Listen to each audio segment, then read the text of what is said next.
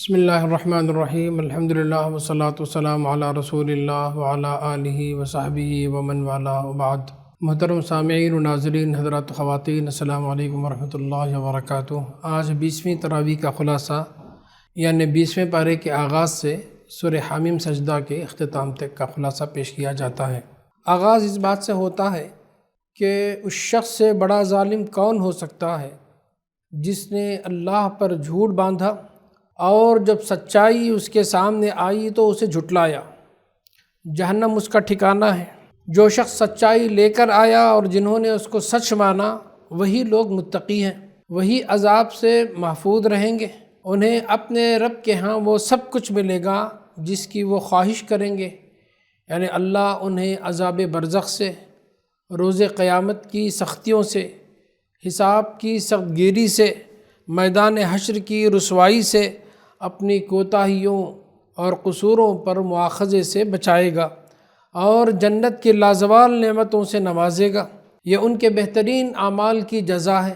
حضرت صلی اللہ علیہ وسلم کو یہ اطمینان دلایا گیا، اگر یہ لوگ تم کو اپنے معبودوں سے ڈرا رہے ہیں تو ان کو بتا دو کہ میری حفاظت کے لیے اللہ کافی ہے۔ وہ جس رحمت سے مجھے بہرہ مند کرنا چاہے گا کوئی مجھے اس سے محروم نہیں کر سکتا، اور اگر وہ کوئی نقصان پہنچانا چاہے گا تو کوئی دوسرا اس سے مجھے بچا نہیں سکتا۔ بس تم اپنی جگہ اپنا کام کیے جاؤ اور میں اپنا کام کرتا رہوں گا۔ اس امر کی وضاحت کہ زندگی اور موت تمام تر اللہ ہی کے قبض قدرت میں ہے۔ کوئی شخص یہ ضمانت نہیں رکھتا کہ رات کو جب وہ سوئے گا تو صبح لازماً زندہ ہی اٹھے گا۔ کسی کو بھی یہ نہیں معلوم کہ گھڑی بھر میں اس پر کیا آفت آ سکتی ہے اور دوسرا لمحہ اس پر زندگی کا لمحہ ہوتا ہے یا موت کا لمحہ۔ ہر وقت سوتے یا جاگتے میں، گھر بیٹھے یا کہیں چلتے پھرتے، آدمی کے جسم کی کوئی اندرونی خرابی یا باہر سے کوئی نامعلوم آفت یکایک اس کے لیے پیام موت ہو سکتی ہے۔ اس طرح جو انسان خدا کے ہاتھ میں بے بس ہے وہ کیسا سخت نادان ہے اگر اسی خدا سے وہ غافل ہو یا منحرف ہو۔ جو لوگ باطل شفاعت کی امید پر جی رہے ہیں انہیں بتا دو کہ شفاعت اللہ کے اختیار میں ہے۔ لوگوں کو یہ تذکیر کہ خدا سے مایوس ہو کر دوسرے شرکاء اور شفعاء کا دامن پکڑنا جائز نہیں ہے، بلکہ ہر حالت میں تمہیں اللہ ہی کی طرف رجوع کرنا چاہیے، وہی بڑا غفور الرحیم ہے۔ اللہ کی پکڑ سے پہلے لوگوں کو چاہیے کہ وہ اللہ کی طرف متوجہ ہوں اور اس کتاب ہدایت کی مخلصانہ پیروی کریں، ورنہ ایک دن وہ ایمان کی حسرت کریں گے اور اپنی محرومی پر اپنے سر پیٹیں گے، لیکن وقت گزر جانے کے بعد یہ چیز ان کے لیے کچھ نفع نہیں دے گی۔ سورت کے خاتمے پر یہ وضاحت کی گئی کہ عبادت کا حقدار صرف اللہ تعالیٰ ہے، وہی ہر چیز کا خالق ہے اور اسی کے اختیار میں آسمانوں اور زمین کی کنجیاں ہیں۔ نبی صلی اللہ علیہ وسلم کو بھی اسی حقیقت کے برملا اعلان کا حکم دیا گیا اور بتایا گیا کہ جس وقت سور پھونکا جائے گا سب بے ہوش ہو کر گر پڑیں گے، اور پھر جب وہ دوبارہ پھونکا جائے گا تو سب اٹھ کھڑے ہوں گے۔ زمین خدا کے نور سے چمک اٹھے گی، دفتر کھولے جائیں گے، نبیوں اور گواہیوں کی طلبی ہوگی اور لوگوں کے درمیان بالکل عدل و انصاف کے مطابق فیصلہ کر دیا جائے گا۔ اس کے بعد اہل دوزخ اور اہل جنت کے حالات کی تفصیل بیان ہوئی ہے۔ سورۃ المؤمن مکی صورت ہے۔ جس وقت یہ صورت نازل ہوئی کفار قریش نے نبی صلی اللہ علیہ وسلم کے خلاف دو طرح کی کارروائیاں شروع کر رکھی تھیں۔ ایک یہ کہ ہر طرف جھگڑے بحثیں چھیڑ کر اور نت نئے الزامات لگا کر قرآن کی تعلیم، اسلام کی دعوت اور نبی صلی اللہ علیہ وسلم کے بارے میں زیادہ سے زیادہ شبہات اور وسوسے لوگوں کے دلوں میں پیدا کر دیے تھے۔ دوسری طرف آپ کو قتل کر دینے کے لیے زمین ہموار کی جائے، یہ کوشش ہو رہی تھی۔ اس صورت کے آغاز میں انہی دو پہلوؤں پر ایک انتہائی اور مؤثر اور سبق آموز تبصرہ کیا گیا۔ اس کتاب کا نزول اس خدا کی طرف سے ہے جو غالب و مقتدر بھی ہے اور علیم بھی، گناہوں کا بخشنے والا بھی ہے، توبہ کا قبول کرنے والا بھی، سخت سزا دینے والا بھی ہے اور صاحب قدرت و اختیار بھی۔ اس کے سوا کوئی معبود نہیں ہے، اسی کی طرف سب کا لوٹنا اور اسی کے آگے سب کو پیش ہونا ہے۔ اس قرآن کی مخالفت میں کج بحثی وہی لوگ کر رہے ہیں جو جزا اور سزا کے منکر ہیں۔ اس وقت اس ملک میں جو لوگ دندناتے پھر رہے ہیں، اس سے کسی کو غلط فہمی نہیں ہونی چاہیے۔ اس سے پہلے جو قومیں گزر چکی ہیں ان کی تاریخ سبق آموزی کے لیے کافی ہے۔ تمام رحمت اور نقمت اللہ ہی کے اختیار میں ہے، وہ بندگی اور اطاعت کا حقدار ہے۔ قیامت کے دن تنہا وہی مالک ہوگا اور مشرکوں کی سفارش کوئی نہ کر سکے گا۔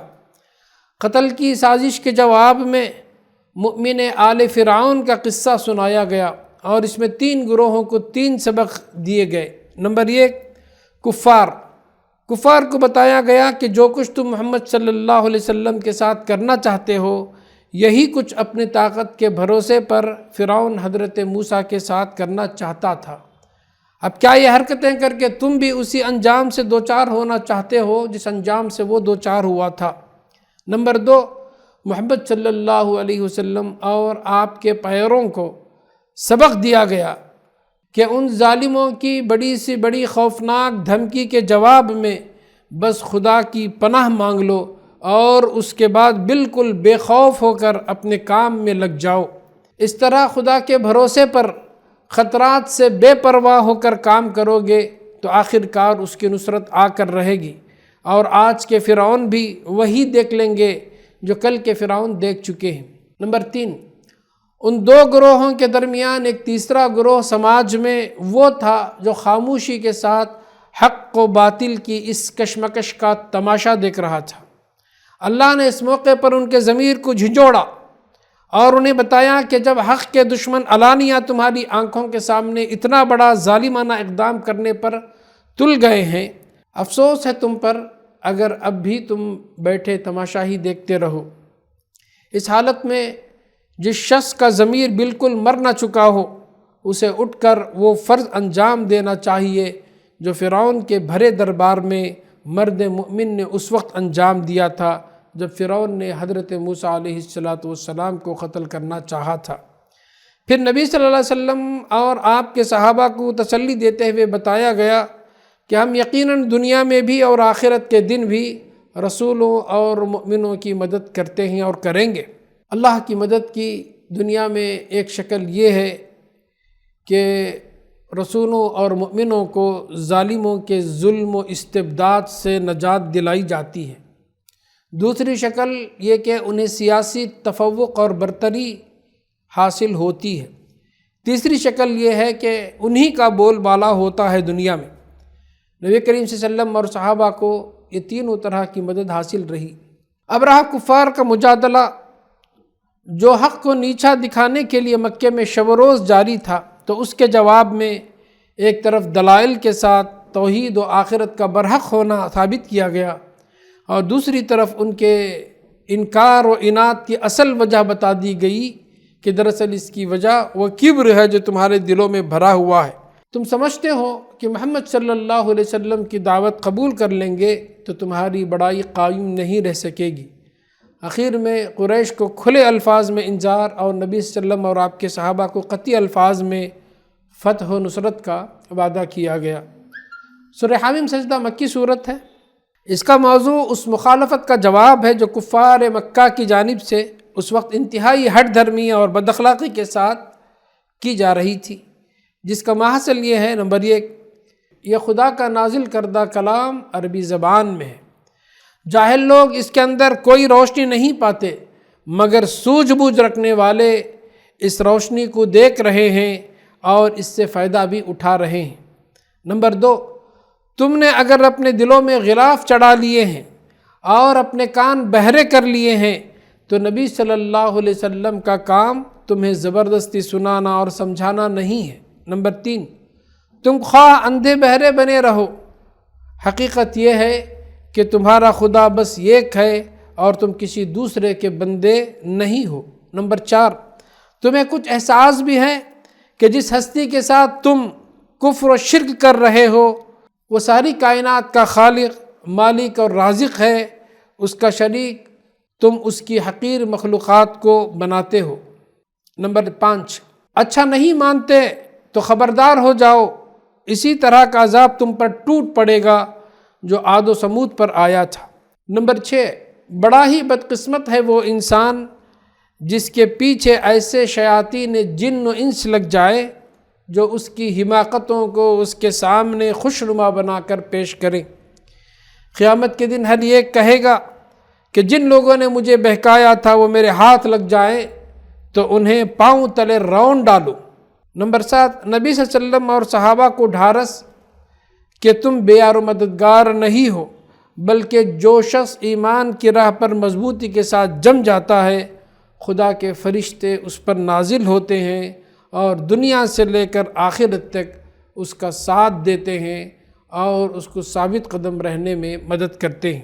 نمبر 8، یہ قرآن ایک اٹل کتاب ہے، اسے تم اپنی گھٹیا چالوں اور جھوٹے ہتھیاروں سے شکست نہیں دے سکتے۔ نمبر 9، آج تم نہیں مان رہے ہو تو عنقریب تم اپنی آنکھوں سے دیکھ لو گے کہ اس قرآن کی دعوت تمام آفاق پر چھا گئی ہے اور تم خود اس کے آگے مغلوب ہو چکے ہو۔ اسی پر آیاتیں ختم ہوتی ہیں۔ بارک اللہ لنا ولکم فی القرآن العظیم ونفعنا وإیاکم بالآیات والذکر الحکیم، وآخر دعوانا الحمد للہ رب العالمین۔